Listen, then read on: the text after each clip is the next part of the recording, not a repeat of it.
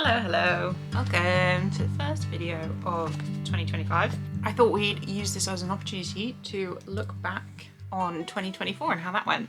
In order to look back at 2024, I need to tell you about the books I haven't told you about, which is the 31 books I read in November and December. A lot of them are videos, so if they're in a video, I'm just going to do the briefest little summary of my thoughts.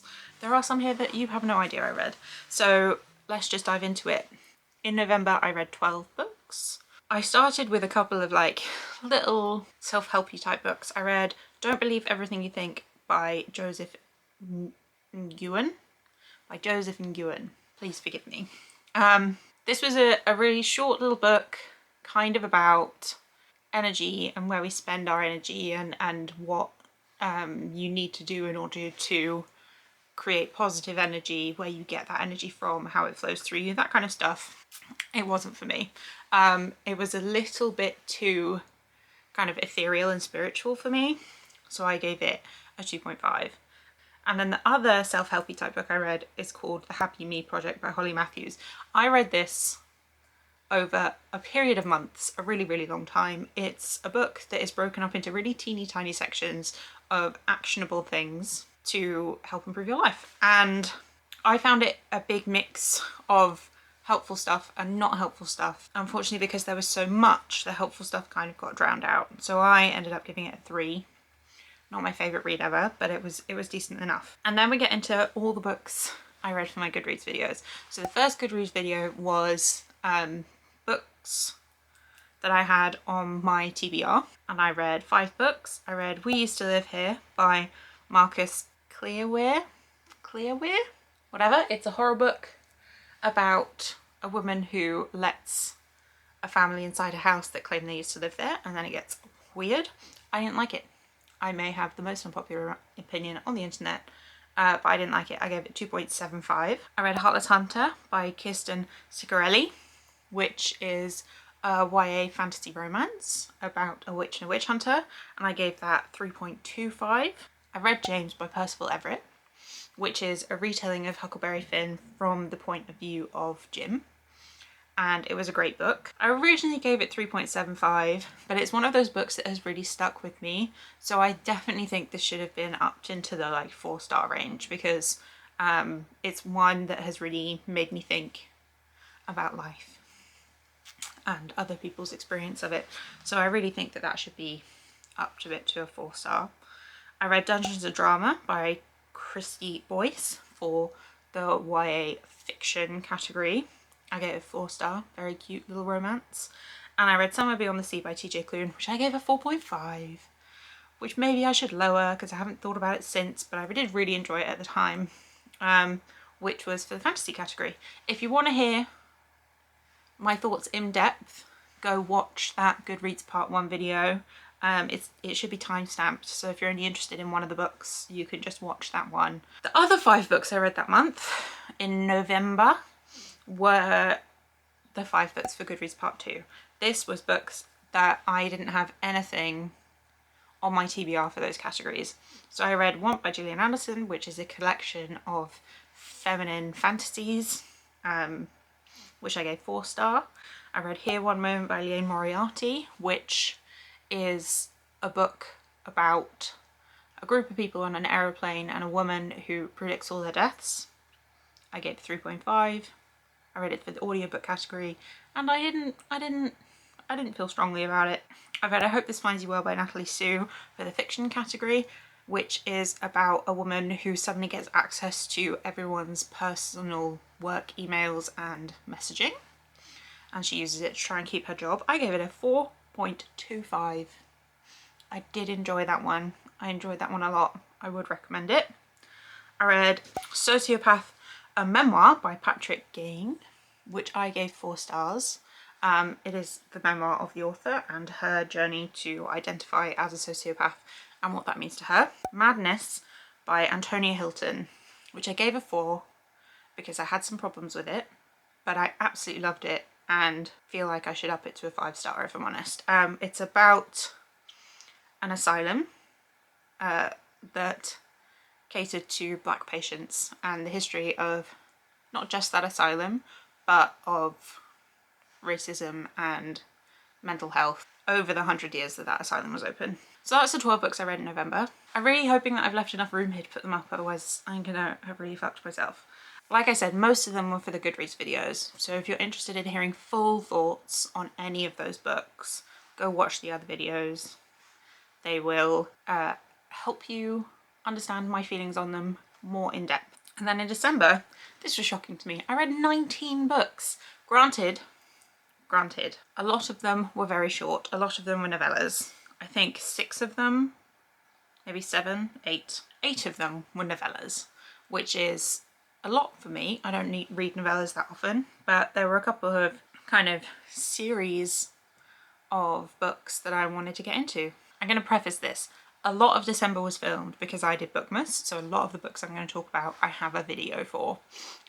So this first 5 are the 5 Under the Mistletoe novellas. I have a video all about them, so I'll just go them really quickly. They're all romances, they're all really short. I read Cruel Winter with You by Ali Hazelwood, which I gave 4 stars. I read Merry Ever After by Tessa Bailey, which I gave 3.5 stars. I read All by My Elf by Olivia Dade, which I gave 3 stars. That was my least favourite of them. I read Merriment and Mayhem by Alexandria Bellafleur, which I gave 3.5, and I read Only Santa's in the Building by Alexis Dade, which I rated 3.75. It was a really good time. It was a really fun time reading all of them, and I would recommend you picking up one, any, all of them as something that you can just sit down and read in like an hour if you have an hour to spare. I read Fourth Wing by Rebecca Yarros. Rebecca Yarros.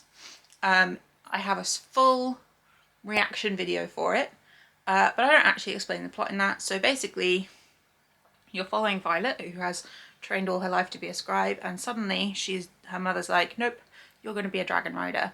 So she has to go to dragon rider school, and it is the most dangerous thing you can do pretty much. Like 2/3 of everyone who enter dies. So it's this really high stakes environment. It's a romance with dragons. And I gave it 4.5. I really enjoyed it. I thought it was going to be overhyped. I'd heard so much about it that I was worried that it was going to be overhyped, but it wasn't. I really enjoyed it. Then I read 3 books for my final Goodreads video, Goodreads Part 3. I read Funny Story by Emily Henry, which I gave a 3.5. I was hoping for more, but it didn't quite live up to my expectations.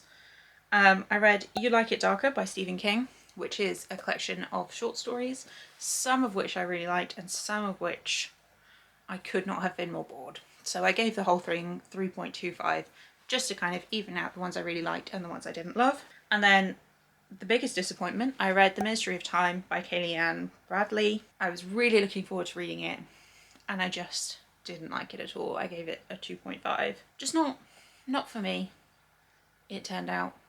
Me and the writing just did not gel. Then I had my 24 hours reading Christmas books, which was also part of Bookmas, and you could go watch that if you're interested in my full thoughts about these things. But I read The Most Wonderful Crime of the Year by Ali Carter, which I really, really enjoyed. It was a good Christmassy, festive mystery time, and I gave it 4 stars. I read The Christmas Guest by Peter Swanson, which I didn't enjoy, but it was a good fast read, so I only gave that a 3. I read Love Light Farms by B.K. Borison, which I did enjoy, but I think it paled in comparison to The Most Wonderful Crime of the Year, so I only gave it a 3.75. And I read Krampus the Yule Lord by Brom. This was my first adventure with Brom, and I think I would have enjoyed it more if I hadn't read it in a 24-hour readathon, but as it was, I gave it a 3.5. Now, there are 4 more books I read this year that haven't been in a single video, but the 5th is going to be in an upcoming video. So I'm going to tell you about the 4 and then just do a really quick on the 5th. I read Window Shopping by Tessa Bailey. It's about a girl who wants to be a window decorator in New York, and she is standing outside a window of a big department store, and someone comes up and asks her what she thinks about it. She says she hates it, and then she realises that it's the owner of the store, and she applies for a job to be the person to improve the window. It is a romance. It was very kind of tender and heartwarming. The guy is very like golden retriever, cinnamon bun, and the girl is like, I have a twisted past. I am deep and dark and brooding. So it's quite nice having it that way round. I haven't read many books where it's the guy being the chipper one. And it had a nice little sprinkling of Christmas stuff in it. So I did really enjoy that. I gave it a 4-star. I read Pucking Wild by Emily Rath. I read the first book in this series, Pucking Around, last year, and I really enjoyed it. And in comparison, I didn't enjoy this one as much. It's following an ice hockey team, and in this one we're following Ryan, and who is on the team, and Tess, who is the best friend of the girl from the first book. She's going through a really tough time. She's going through an incredibly tough time, and mostly to do with her past relationship. And I thought this was a really good book for witnessing what it's like to go through that, but also seeing how you can support someone going through that. I gave it a 3.75 because I did really enjoy it, but I didn't like it as much as I liked the first book. I think that the first book is about a polyamorous relationship, and so the 600 pages is really needed to get to know each of the characters within the relationship. But this one, as it's just about two people, I don't think we needed 600 pages to get to know them. I think that was too long for what was covered. I think it was a bit over ambitious. My first and only classic of the year, I read Little Women by Louisa May Alcott. I was reading this as an Advent book, so my mum had split the pages into 25 sections, and I was reading one section a day, kind of. Didn't succeed in that, but we're not going to talk about it. And I tell you, I cried almost every single section. Almost every single section I cried in that book. It is about the March family, which consists of a mother, a father who is away at war, and 4 girls, Meg, Jo, Beth and Amy. It is about them growing as people, as a family. It is about the trials they go through, and there is a lot about finding reassurance and guidance from a religious place, which doesn't always appeal to me, but I think it had really good messaging, and it was really touching and really heartwarming, and it's just a beautiful book. It's just beautiful. I gave it 4.5. I really enjoyed it. It was also interesting for me because I've seen the 1994 film with Winona Ryder a few times as I was growing up, and it was really interesting for me to see like what was left in and out of the book, what they added to the film, how the film kind of updated things. It was really cool. It was a really good experience for me. I really enjoyed it. I would consider doing the same thing next year, but with a shorter book. I think 700 pages was a bit much split up per day. I would do something shorter. I read a non-fiction, which I think I started in my 200 pages a day challenge. It's called Monsters by Claire Dederer. Claire Dederer. And it's about what we do. People create things we really connect to or that we really resonate with, and then those people turn out to be horrible people. There were a lot of interesting things that this book had to say. There was some definitions of what it takes for a woman to be a monster that I didn't agree with and think is kind of difficult messaging to be on side with. And the thing that I actually took away from it the most was a quote by Stephen Fry. Could I have just read the quote and been satisfied with that as an answer? Perhaps. So I gave it 3 stars. Interesting, but not life-changing in any way. And then the final book I was sat there on New Year's Day and I was like, if I read one more book, then I can have a nice round number at the end of this year of how many books I've read. So I'm just going to read the shortest book I can find. And I found out that Amazon has a sci-fi series of novellas written by sci-fi writers. So I thought, okay, I'll just read the first one of that. So I read Arc by Veronica Roth and I really enjoyed it. I gave it, oh, let's delete that. I'm not going to tell you what I rated it. I'm going to save that because I am, like I did with the Under the Mistletoe series. I think it's called Forward, this sci-fi series. I'm going to do a video about it, so I'm not going to tell you anything more about Arc. But I did read it. And I did enjoy it. So if you want to hear more about that, subscribe and stick around for an upcoming video. And that's it. That's the 31 books that I read in the past couple of months. So now we're up to date. Let's talk about my stats from this year. I used Storygraph and Goodreads this year for the first time ever. I was intrigued by Storygraph because it has like 0.25 ratings in between, which I find really helpful. So I've really enjoyed that about Storygraph. I've also used Storygraph recommendations a couple of times and got some good recommendations from those books.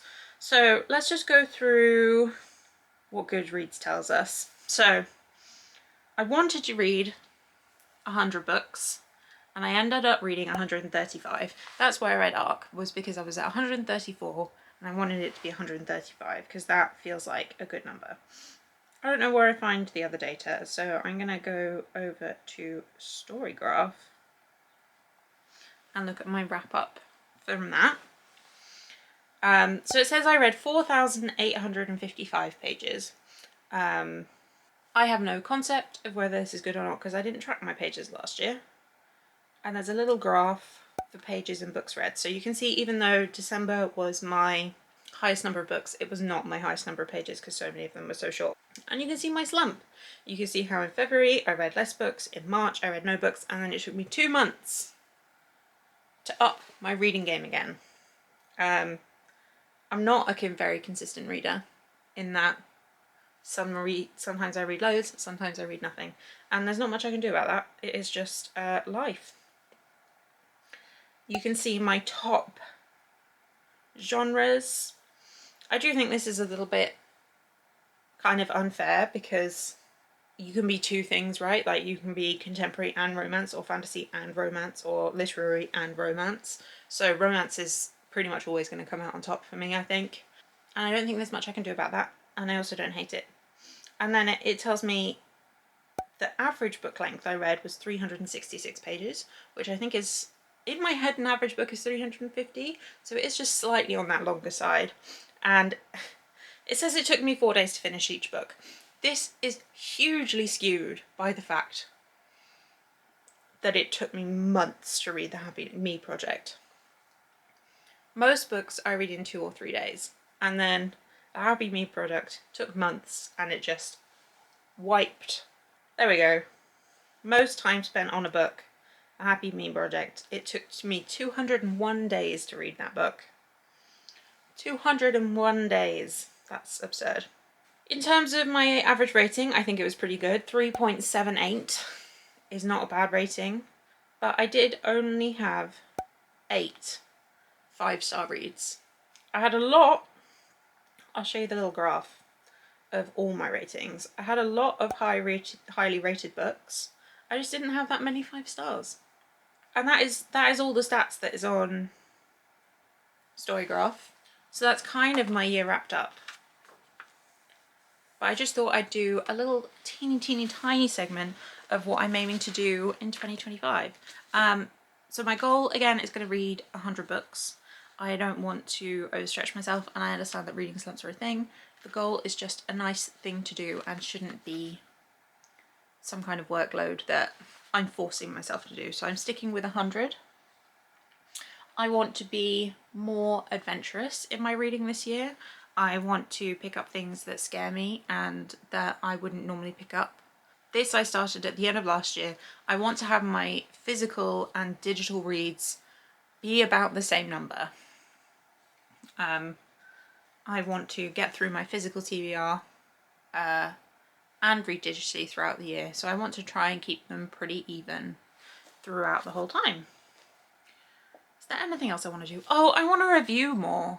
I have so many books that I have read that I remember specific things about them, but I hardly remember the whole plot or my exact feelings towards them. So I want to start reviewing more. My lofty goal is to review every single book I read. I'm not sure if that'll happen, but we'll give it a go. And I want to be more intentional with the books I buy. I'm not sure what that means yet.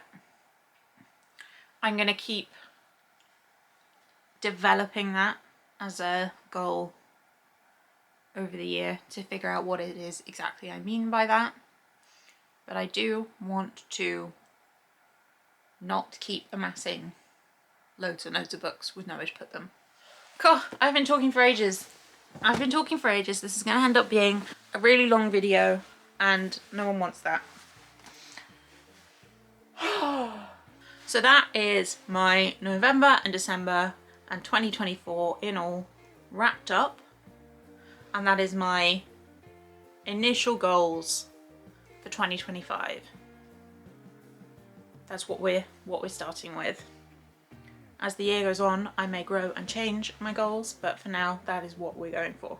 Thank you for sticking around while I ramble. I did try to make it quick. I promise I tried. Anyway, welcome to 2025.